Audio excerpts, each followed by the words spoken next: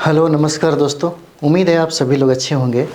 तो हम लोग अभी पढ़ रहे थे, वो हो जाता है हमारा एससीईआरटी की किताबें थी 6 क्लास का भाग 1 हो जाता है, सर्व शिक्षा अभियान की किताब हो जाएगा। तो हम लोग देखेंगे, हम लोग कुछ पॉइंट अलग से ऐड किए थे। कक्षा 6 का है एनसीईआरटी, जिससे पहला अगर हम लोग टॉपिक पढ़ें तो विविधता की समझ हो जाती है ना। आप लोग देखिए, यहाँ से प्रश्न पूछे जाते हैं। अगर आप आधुनिक भारत का इतिहास पढ़ेंगे तो आधुनिक भारत के इतिहास में यूरोपियों का जब आगमन पढ़ेंगे आप, है ना, तो यहाँ से प्रश्न पूछा जाता है। जैसे क्रम में भी पूछा जाता है कि सबसे पहले कौन आया, उसके बाद कौन आया। तो क्रम में कभी कभी प्रश्न पूछ देता है ना। तो एक ट्रिक है, पुड अ डेफरा नाम है ना, पुड अ डेफरा। तो चाहे तो अगर इसे आप याद रखेंगे तो आपका जो भी प्रश्न आता है निश्चित तौर पे सही होगा। क्रम में पूछा जाए तो सबसे पहले कौन आता है, देखिए सबसे पहले पुर्तगाल हो जाएगा, है ना। सबसे पहले कौन आया, पुर्तगाल आ जाएगा। उसके बाद देखिए डच आता है, ड से। उसके बाद देखिए कौन हो जाएगा, अंग्रेज हो जाएगा। और अंग्रेजी के बाद कौन हो जाएगा, तो डेनिश हो जाएगा, है ना। और डेनिश के बाद कौन हो जाएगा, तो फ्रांसीसी हो जाएगा, है ना, फ्रांसीसी हो जाएगा। देखिए पुड अ डेफ्रा, है ना। अगर इस ट्रिक को आप याद रखेंगे तो आपको बहुत ज़्यादा फायदेमंद होगा। अगर हम लोग देखें तो वास्को डिगामा की बात यहाँ पे लिखा गया है। वास्को डिगामा यह पुर्तगाली एक यात्री थे जिन्होंने भारत की खोज किया था। हालांकि अगर देखा जाए तो सबसे पहले जो यात्री कोलंबस के बारे में जो कहा जाता है, उन्होंने अमेरिका की खोज की। और जब हालांकि उनके बारे में ये कहा जाता है कि वो खोज के लिए निकले थे भारत का, लेकिन वो पहुंच गए अमेरिका। जब वहाँ पे पहुँचे तो वहाँ के लोगों को देखा, एकदम रेड रेड कलर का, है ना, एकदम लाल लाल चेहरा था, शकल सूरत सब कुछ था, बड़ी बड़ी। तब उन्होंने उस व्यक्ति को रेड इंडियन कह दिया, है ना। बाद में देखते हैं 1498 ईस्वी में वास्को डिगामा भारत आता है। देखिए कभी कभी सवाल पूछा जाता है आपसे, पुर्तगाली सबसे पहले आए। यूरोपियों के आगमन जब पढ़ेंगे तो सबसे पहले कौन आया भारत, तो सबसे पहले पुर्तगाली आते हैं। लेकिन सबसे बाद में पुर्तगाली जाते हैं, आते हैं सबसे पहले और जाते हैं सबसे बाद में, है ना, सबसे बाद में जाते हैं। यहाँ पे कुछ और भी पॉइंट हम लोग कर लें ताकि इम्पोर्टेंट हो जाएगा आपके लिए। देखिए वास्को डिगामा भारत आने के लिए समुद्री मार्ग की खोज की। हम लोग इसको क्लास में पढ़ेंगे तो पूरा डिटेल से पढ़ेंगे, क्यों हुआ समुद्री मार्ग का खोज, है ना, आखिर क्या वजह हुआ कि समुद्र के रास्ते इनको भारत आना पड़ेगा, है ना, बहुत सारी चीज़ें हैं। तो यहाँ पे देखिए एक गुजरात का एक व्यापारी था जिसका नाम था मनीद, है ना। मनीद के साथ ही यह केरल के तट पे पहुंचता है 1498 में। कौन, वास्को डिगामा। और यही वजह होता है कि मनीद को पथ प्रदर्शक भी कहा जाता है ना। और यहीं ये केरल के तट पे पहुंचते हैं कालीकट। और यहीं पे एक हिंदू राजा है जिसका नाम है जमोरिन, और जमोरिन इनका बहुत ही ज़्यादा स्वागत करते हैं, है ना, किसका, वास्को डिगामा का। ठीक है। यहाँ पे और भी इम्पोर्टेंट सवाल है वास्को डिगामा की अगर बात करें यहाँ पे, तो देखिएगा इन्होंने, अगर हम लोग यहाँ पे देखें तो ये पहला यूरोपीय यात्री थे। और 1502 ईस्वी में, है ना, 1502 ईस्वी में ये जो वास्को डिगामा है भारत दूसरी बार आते हैं। दूसरी बार भारत 1502 ईस्वी में आते हैं और भारत में ही इनकी मृत्यु हो जाती है। अगर हम लोग देखें समाधि स्थल की अगर बात करें तो इनका समाधि स्थल कहाँ है, कोचीन हो जाता है ना। इनका समाधि स्थल क्या हो जाएगा, कोचीन हो जाएगा, पूछा जाता है ना, किसका, तो वास्को डिगामा का, है ना। या दूसरी बार भारत आते हैं तो भारत में ही इनकी एक बीमारी है मलेरिया, जिसके वजह से इनकी मृत्यु हो जाती है। और इनका समाधि स्थल कहाँ बनता है, यही समाधि स्थल बनाया जाता है कोचीन में, है ना। और यहाँ पे हम लोग देखेंगे एक और भी सवाल बनता है हम लोग का, वास्को डिगामा यानी कि पुर्तगाल से ही, जो बहुत इंपॉर्टेंट है। यहाँ पे देखिए प्रथम जो वायसराय है जिनका नाम है डी अल्बुकर्क, है ना, याद रखिएगा डी अल्बुकर्क नाम रहता है। कौन वायसराय है, तो ये पहला पुर्तगाली वायसराय है ना। इनका इम्पोर्टेंस जो है आपके लिए बहुत इम्पोर्टेंट है, इन्होंने नीले पानी की नीति जारी किया, है ना, याद रखिएगा नीले पानी की, है ना, नीले पानी की नीति यानी कि ब्लू वाटर जो पॉलिसी है उसको लागू किसने किया, तो तो यही डी अल्बुकर्क है, डी अल्बुकर्क। और डी अल्बुकर्क की एक विशेषता और भी है, इन्होंने बीजापुर के शासक को हराया था, है ना, बीजापुर के शासक को हराया। ठीक है, इतना भी अगर याद रखते हैं तो बहुत ही ज़्यादा फायदेमंद हो जाता है। ठीक है, कभी कभी ये भी सवाल पूछा जाता है कि पुर्तगालियों का आखिर क्या देन रहा है। अगर हम लोग बात करें पुर्तगालियों का, तो देखिए पुर्तगाली का कुछ देन हम लोग देखते हैं। जैसे देखिएगा यहाँ पे जो प्रिंटिंग प्रेस है ना, प्रिंटिंग प्रेस इन्हीं का देन है। किनका? पुर्तगालियों का। पुर्तगालियों का देन है क्या? Printing press. और पुर्तगालियों ने बहुत सारा चीज़ दिया, जैसे हमारे भारत में आलू की खेती है या तंबाकू की खेती है, उन्हीं का देन होता है ना। आलू की खेती का है, ठीक है, आलू की खेती का है या तंबाकू की खेती का है, ये सारी खेतियां जो यहाँ पे आपको दिख रहा है ना, तो इन्हीं का देन हो जाता है। चलिए, बहुत सारी बातें हैं, क्लास में किया जाएगा, आगे हम लोग देखते हैं। तो जमहूरी ने इनका स्वागत किया, है ना। अगला पॉइंट यहाँ पे देखिए, ये जो पॉइंट आपसे पूछा जाता है इब्न बतूता के बारे में, इब्न बतूता के बारे में ये बार बार पूछा जाता है कि यह कहाँ के यात्री हैं, है ना, यह कहाँ के यात्री हो जाते हैं इब्न बतूता, जिन्होंने एक पुस्तक लिखी जिसका नाम था रेहला, है ना, जिसका नाम था रेहला। इब्न बतूता जो है यह मोरक्को के यात्री हैं, याद रखिएगा आप लोग, है ना। पूछा जाता है कहाँ के यात्री हैं, तो यह मोरक्को के यात्री हो जाते हैं, मोरक्को का, है ना। इब्न बतूता कहाँ के हैं? मोरक्को के हैं।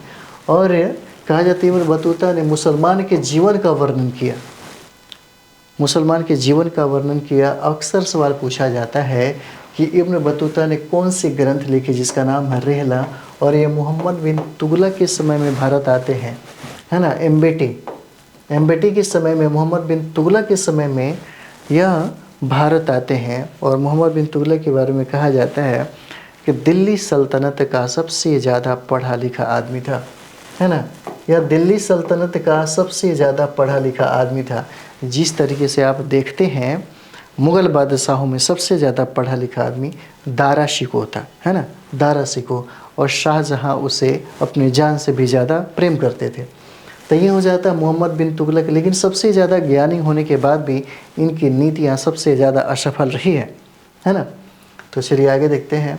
अगला सवाल कहता है कि किस लेखक ने, अक्सर ये सवाल पूछा जाता है आपसे, बहुत इंपॉर्टेंट है, बहुत VVI है, पूछा जाता है किस लेखक ने 8 सुल्तान का कार्यकाल देखा। पूछा जाएगा आपसे कि बताइए कौन ऐसा लेखक है जिसने 8 सुल्तानों का कार्यकाल देखा है। तो उसका नाम क्या हो जाएगा? अमीर खुसरो हो जाता है ना, अमीर खुसरो नाम हो जाता है। चलिए आगे हम लोग देखेंगे, कुछ और भी पॉइंट है, बाकी अगला सब्जेक्ट हम लोग करेंगे, एक वीडियो और बनेगा इसमें। देखिए, जालियांवाला बाग 13 अप्रैल 1919 को हुआ। आप सभी लोगों को पता होगा जालियांवाला बाग हत्याकांड, है ना, 13 अप्रैल 1919 को, यह डेट याद रखिएगा। आपको ये बात पता है कि रोलेक्ट एक्ट जो 1919 में आई थी, उसको महात्मा गांधी ने काला कानून कहा। हालांकि रोलेक्ट एक्ट की बात करें तो भारत के सारे लोग उसका विरोध कर रहे थे, क्योंकि उसको कहा जाता है न वकील, न अपील, न दलील, है ना, यानी कि किसी को शक के आधार पर भी आप गिरफ्तार कर सकते थे, सज़ा दे सकते थे।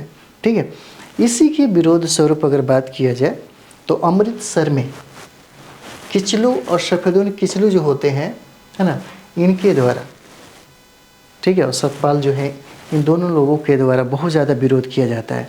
हालांकि अंग्रेजी ईस्ट इंडिया कंपनी के द्वारा इन दोनों को गिरफ्तार कर लिया जाता है। और इन्हीं गिरफ्तारी के प्रतिरोध में जो जालियांवाला बाग है वहीं पे सारे लोग इकट्ठा होते हैं। इकट्ठा होने की वजह से कुछ भीड़ होती है, बचाव के पक्ष में बहुत सारे, मतलब समझिए कि कुछ तर्क वितर्क वहाँ पे हो रहा होता है। तब तो कुछ जालियांवाला बाग में जनरल ओडायर पहुँचता है और वह गोली चलाने का संदेश देता है, जिसके वजह से वहाँ पे हज़ारों लोगों की मृत्यु हो जाती है और हज़ारों लोग घायल हो जाते हैं। इसी घटना को हम लोग जालियांवाला बाग हत्याकांड कहते हैं, जिससे खफा होकर के, जिससे नाराज होकर के महात्मा गांधी और रविन्द्रनाथ टैगोर जैसे लोगों ने अपना जो उपाधि ब्रिटिश हुकूमत के द्वारा जो मिला था उसको उन्होंने त्याग दे दिया, है ना, उन्होंने त्याग दिया। उसके बाद धीरे धीरे महात्मा गांधी का जो प्रेम था ब्रिटिश हुकूमत के प्रति वो धीरे धीरे कम होते चला जाता है। यही 1919 की घटना हो जाती है, यही 1919 की घटना होती है, जिसके बाद महात्मा गांधी का कांग्रेस में सक्रिय रूप से प्रवेश हो जाता है। यहीं पे, यहीं 1919 की घटना होती है ना। हालांकि अगर बात किया जाए तो महात्मा गांधी 1915 में भारत तो आते हैं, 1916 में लखनऊ अधिवेशन में ज़रूर शामिल होते हैं और वहाँ पे एक न्योता मिलता है, एक निमंत्रण मिलता है चंपारण सत्याग्रह के लिए, यानी कि राजकुमार चंपारण के एक बहुत ही दिग्गज कहें तो एक किसान नेता हैं जिनका नाम है राजकुमार शुक्ल, उनसे मुलाकात होती है महात्मा गांधी का और उनके निमंत्रण को लेकर के ये चंपारण जाते हैं। और 1917 का जो चंपारण सत्याग्रह होता है तिनकठिया पद्धति के विरोध में जो है 317 में, यह महात्मा गांधी का जो सत्याग्रह रहता है वो सफल हो जाता है। हालांकि 1915 में आते आते महात्मा गांधी सबसे ज़्यादा सपोर्ट करने को कहते हैं भारतीय जनता को। उस समय प्रथम विश्व युद्ध चल रही होती है। प्रथम विश्व युद्ध में भारत के लोगों को ज़्यादा से ज़्यादा अंग्रेजी हुकूमत को सपोर्ट करने की बात उन्होंने कहा और यही वजह था कि अंग्रेजी हुकूमत खुश होकर के उन्होंने सार्जेंट की उपाधि भी दिया था महात्मा गांधी को, है ना। तो 1919 की जो घटना होती है, 1919 की घटना से बहुत ज़्यादा नाराज़ हो जाते हैं और उसके बाद सक्रिय राजनीति में इनकी प्रवेश हो जाती है।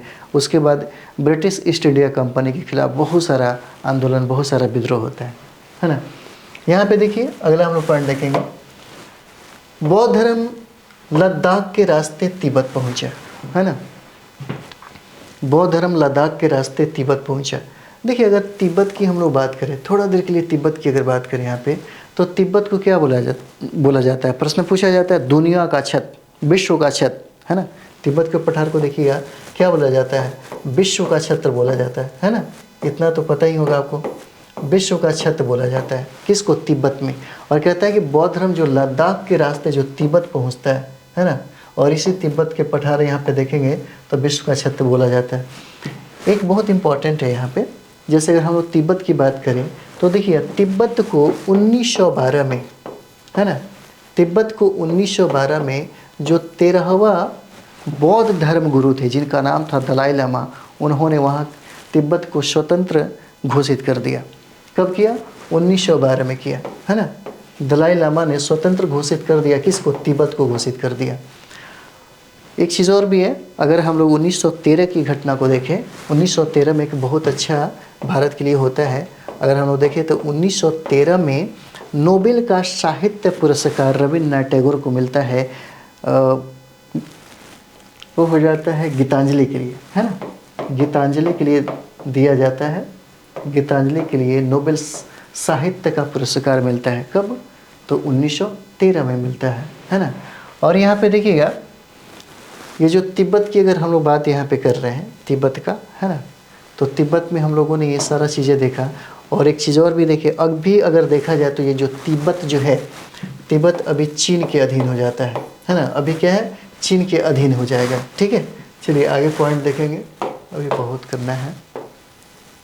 चलिए यहाँ पे देखते हैं, यहाँ कहता है कि भारत की ताकत का स्रोत क्या है। पूरी हम दुनिया में एक अलग पहचान बनाते हैं, एक अलग मिसाल हमारा है। हम दुनिया में एक अजूबे तरीके से जाने जाते हैं।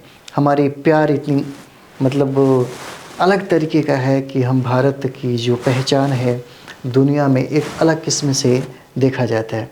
यहाँ देखने का वजह है जिस तारतम्यता और जिस संस्कृति को तोड़ने का प्रयास किया जाता है कभी कभी लोगों के द्वारा। भारत की ताकत का स्रोत क्या है, विविधता, है ना, में अनेकता। जैसे देखते हैं यहाँ पे बहुत सारे ऐसे लोग हैं जो अलग अलग जाति, अलग अलग पंथ, अलग अलग संप्रदाय, अलग अलग धर्म के रहने वाले जो लोग हैं सभी इकट्ठा रहते, एक साथ रहते हैं। ये बहुत ही ताज्जुब वाली बात है ना। हालांकि अभी से थोड़ा सा तनाव बढ़ा है, बाकी कभी नहीं था, क्योंकि बाकी पूरी दुनिया में हर जगह धर्म को लेकर के, जाति, सब को लेकर तनाव हुआ करता था। भारत में ऐसा देखने को नहीं मिला, लेकिन वर्तमान में ऐसा राजनीतिक पार्टियों की तरफ से देखने को मिलता है कभी कभी। चलिए आगे देखते हैं। ओणम में नाव प्रतियोगिता आकर्षक है। आपको पता होगा ओणम की बात करें तो ओणम में कहाँ पे है, तो ये केरल की बात हो जाता है ना। कहाँ पे, तो केरल की बात हो जाता है। अच्छा, केरल की अगर बात करें तो केरल की अगर भाषा की बात किया जाए ना, तो केरल की भाषा जो हो जाता है वो मलयालम हो जाएगा, है ना, मलयालम हो जाता है। अभी हाल ही में वहाँ की सरकार ने केरल का नाम बदल करके केरलम रखने का बात किया है ना, केरलम रखने का बात किया है। और इसी केरल की अगर बात करें हम लोग तो पूरे भारत में सबसे ज़्यादा एजुकेशन रेशियो यहीं पे है ना। सबसे ज़्यादा क्या है, शिक्षा यहीं पे है। और जहाँ पे शिक्षा होगा, लोगों के अंदर चेतना, बौद्धिकता का विकास होगा, तब वहाँ पे लड़का लड़कियों के बीच में विभेद नहीं किया जाएगा, है ना। क्यों कहा जाता है आप पढ़िए लिखिए, ताकि आप अपने अधिकार और अपने बारे में जानने का मौका मिला। और जहाँ पे शिक्षा सबसे ज़्यादा होगा, है ना, वहाँ पे लैंगिक असमानता कम होगी। और इसलिए देखिए केरल में लिंगानुपात सबसे ज़्यादा है ना। लिंगानुपात क्या है, सबसे ज़्यादा है, यानी कि लड़कों से कहीं ज़्यादा लड़कियों की संख्या यहाँ पे है ना। और सबसे कम लिंगानुपात की अगर बात करें तो सबसे कम लिंगानुपात क्या है, हरियाणा है। यही वजह होता है कि हरियाणा में बहुत सारी ऐसी घटना होती है, ठीक है। हरियाणा में क्या होता है कि बाहर से भी लड़कियों को खरीद करके शादी विवाह किया जाता है। वहाँ पे बहुत ऐसे पुरुष हैं जो हमेशा कुंवारी मतलब अविवाहित रह जाते हैं, है ना। तो ऐसी भी घटना यहाँ पे देखने को मिलेगा। एक चीज़ और भी इम्पोर्टेंट हो जाता है, जब केरल की बात हो रही है तो कुछ और भी इम्पोर्टेंट हो जाए, है ना। केरल में हम लोग देखेंगे यहाँ पे कुछ चीज़ें इम्पोर्टेंट है। जैसे हम लोग केरल की अगर बात कर रहे थे यहाँ पे, है ना, तो केरल में देखेंगे यहाँ पे 2 नृत्य है जो बहुत इम्पोर्टेंट है। एक का नाम है कथकली, है ना, याद रखिएगा। एक का नाम है कथकली और दूसरे का नाम है मोहिनी अट्टम। नाम तो याद हो गया होगा, है ना।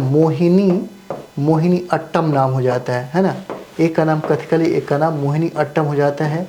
और यह नृत्य है ना, यह नृत्य हो जाता है, केरल में बहुत ही ज़्यादा प्रसिद्ध है, ठीक है। चलिए आगे देखा जाए, कहाँ तक हम लोग पहुँचे, है ना। लद्दाख को छोटा तिब्बत भी कहा जाता है, ठीक है। लद्दाख को क्या कहा जाता है, छोटा तिब्बत कहा जाता है। और याद रखिए भारत में ईसाई धर्म लाने का श्रेय किसको है, द एपोस्टल ऑफ क्राइस्ट को हो जाता है ना। चलिए एक चीज़ आप लोग देख लीजिए, बहुत इंपॉर्टेंट है ये वाला, है ना। आप जो देख रहे हैं यहाँ पे बिहार शिक्षक भर्ती फेज 4.0 जो है, यहाँ पे इस फीस को हटाइए, है ना। इस फीस को थोड़ा कम कर दीजिए, यहाँ पे 399 लिख लीजिए, है ना। 399 हो जाएगा। 399 रुपये में आपको NCERT और SCERT का जो है क्लास हमारे तरफ से प्रोवाइड कराई जा रही है, जिससे बहुत सारा सुविधा है। सारा का सारा जो हम आपको बता रहे थे वो सारा का सारा सुविधा आपको होगा, है ना। कंप्रोमाइज़ थोड़ा सा फीस में हुआ है, क्योंकि बहुत सारे विद्यार्थियों की हालात देख करके ऐसा हुआ है। गांव देहात में जो रहते हैं उनका ये कहना है कि कुछ ऐसा करिए कि हम कम में थोड़ा सा ज़्यादा से ज़्यादा ये कर पाए, क्योंकि हालात ऐसा उन लोगों के पास हो गया है, तो कितना सुनाया जाए। हम बोले चलो कोई बात नहीं है ना, मेरा काम पढ़ाना है, पैसे तो कोई ज़्यादा मैटर नहीं रखते। तो ये सब चीज़ था। तो 399 रुपये ही मात्र फीस है यहाँ पे देखेंगे। और ये SCERT और NCERT की इतना सस्ता आप कहीं भी जाइए, हम लोगों ने खुद रखा था 5500 हमारा फीस था सिर्फ NCERT के लिए।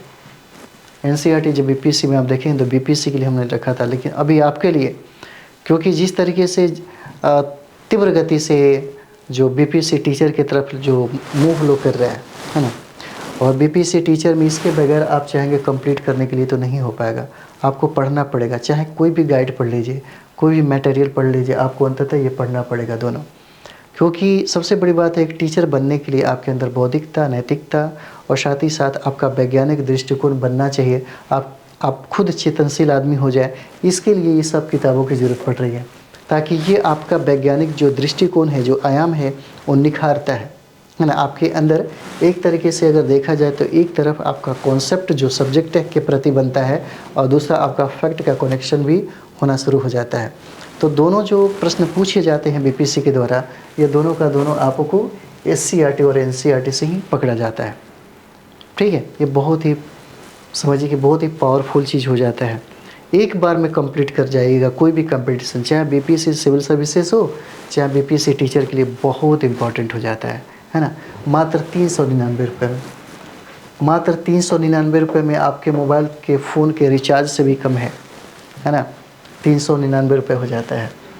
और आप चाहें तो कोई भी प्रॉब्लम हो तो आप 84 060 51 पे आप संपर्क कर सकते हैं, कुछ वार्तालाप भी कर सकते हैं। अगर आप चाहें तो जुड़ने के लिए आप डायरेक्ट यूट्यूब पे ही जाइए, मेरा जो यूट्यूब चैनल है वहाँ पे एक ज्वाइन लिखा होगा, है ना, ज्वाइन लिखा होगा ऐसे, तो ज्वाइन पे क्लिक करिए और वहाँ पे कुछ पैड करना, यहीं पैड करना पड़ेगा। उसके बाद आप मेंबरशिप ले लीजिए, वहाँ पे फुल आपका क्लास चलेगा, बहुत सारा फैसिलिटी है।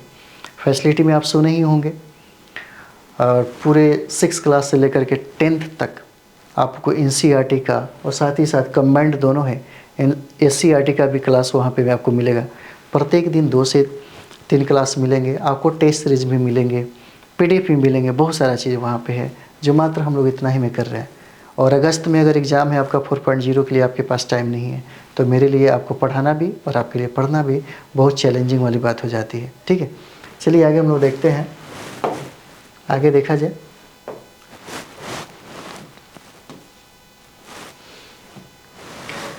देखिए अगला पॉइंट कहता है यहाँ पे कि लद्दाख जो है जम्मू कश्मीर के पूर्वी हिस्से के पहाड़ियों में बसा एक रेगिस्तानी इलाका है। यहाँ बिल्कुल भी बारिश नहीं होती, इसे बर्फ़ का रेगिस्तान भी कहा जाता है ना। और देखिए बर्फ़, अगर बात करें कि हम लोग भारत में सबसे ज़्यादा बारिश कहाँ होती है, विश्व में भी सबसे ज़्यादा बारिश की बात करें तो मासिन राम हो जाता है ना, मासिन राम हो जाएगा, सबसे ज़्यादा बारिश हो जाएगा। और ये कहाँ पे स्थित है, तो याद रखिएगा मेघालय में स्थित है। और मेघालय में देखिएगा, जैसे यहाँ पे कुछ पहाड़ियाँ हैं जिसका नाम है गारो, है ना, गारो, खासी और जयंतिया, है ना। जयंतिया बहुत फेमस है, पूछा जाता है गारो, खासी, जयंतिया किस राज्य में है, तो मेघालय हो जाएगा। और यहीं पे खासी में ही मासिन राम, जहाँ पे सर्वाधिक वर्षा, पूरे विश्व में सर्वाधिक वर्षा होता है यहाँ पे, है ना। भारत में सबसे ज़्यादा वर्षा आपको होता है मासिन राम में, ठीक है। और बिहार की बात करें तो बिहार में सबसे ज़्यादा वर्षा आपको किशनगंज में हो जाता है ना। चलिए आगे देखते हैं। यहाँ कहता है, यहाँ देखिए कहता है कि समुद्र तट के ग्रामीण प्रमुख रूप से समुद्र से मछली पकड़ लेते हैं, है ना। और देखिए समुद्रों में जो है ज्वार भाटा आता है, ज़्यादा ज्वार आने से नाव का चलन और मछली पकड़ना बहुत आसान हो जाता है ना। तो ये हो जाता है। और सबसे बड़ी बात करें कि सबसे बड़ा जो ज्वार भाटा है वो ओखा में देखने को मिलेगा, जो गुजरात है ना। कहाँ पे, ओखा में, याद रखिएगा। कहता है कि मछुआरे द्वारा प्रयोग की जाने वाली खास तरह की नाव को हम लोग क्या बोलते हैं, कैटामरैन कहते हैं, है ना, कैटामरैन कहते हैं।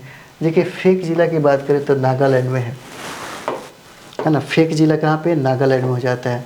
और यहाँ पे हम लोग देखेंगे, कहता है कि भारत में शहरों की संख्या लगभग कितना है, 4000। और लद्दाख के लोग खास तरह की बकरी पालते हैं, जिससे हमें पश्मीना ऊन की प्राप्ति होती है, बहुत गर्म होता है ना। इसमें देखिएगा शॉल बनाए जाते हैं, अधिकतर लोग बड़ी शौक से ओढ़ के जाते हैं सर्दियों में, ठंडा में, है ना, पश्मीना ऊन का जो बनता है। तो केरल के मिट्टी में लौंग, काली मिर्च, इलायची आदि का क्या होता है, उत्पादन होता है। यहाँ लैटेराइट मिट्टी पाई जाती है ना। कहाँ पे, केरल में, जैसे आप देख सकते हैं। आगे हम लोग देखेंगे। यहाँ पे कहता है कि भारत विविधताओं का देश है और लद्दाख जम्मू कश्मीर के पूर्वी हिस्से में है ना। और लद्दाख के लोगों को इस्लाम धर्म का परिचय 400 वर्ष पहले ही हो गया था, है ना। कहाँ के लोगों को, लद्दाख के लोगों को, ठीक है। क्या हो जाएगा, लद्दाख के लोगों को हो जाता है। तो चलिए ज़्यादा लंबा वीडियो ना हो, है ना, ज़्यादा लंबा वीडियो हम नहीं देना चाहते हैं। नेक्स्ट जो हमारा होगा बहुत इम्पॉर्टेंट है, दूसरा विविधता एवं भेदभाव। यहाँ से बहुत सारे प्रश्न पूछे जाते हैं, बहुत अच्छे तरीके से हम लोग इसको कवर करेंगे। तो मिलते हैं हम लोग नेक्स्ट वीडियो में। थैंक यू वेरी मच आप सभी लोगों को।